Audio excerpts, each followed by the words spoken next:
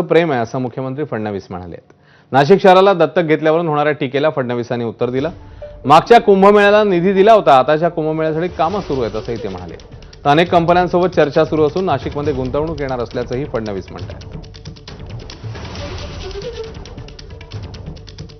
मी दत्तक घेतल्यानंतर 2च वर्षात माझं राज्य इथनं गेलो होतं, पण तरी नाशिकला मी कधी सोडणार नाही. नाशिकवर माझं प्रेम आहे.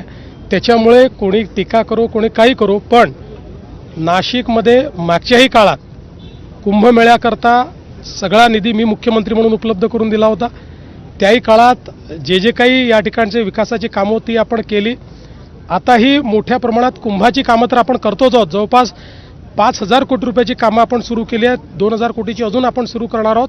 पण त्यासोबत आता समृद्धी महामार्गामुळे एक प्रकारे इन्व्हेस्टमेंट डेस्टिनेशन म्हणून नाशिक तयार झालं आहे. आणि मी अनेक कंपन्यांची नावं सांगितली की ज्या महत्त्वाच्या कंपन्या, ज्या रोजगार निर्मिती करणाऱ्या कंपन्या आहेत, या नाशिकला आलेल्या आहेत. बिहारप्रमाणेच महाराष्ट्रातही मतदार याद्यांची सखोल फेरतपासणी होणार आहे. निवडणूक आयोग देशभरात मतदार याद्यांची सखोल फेरतपासणी करण्याच्या तयारीत आहे.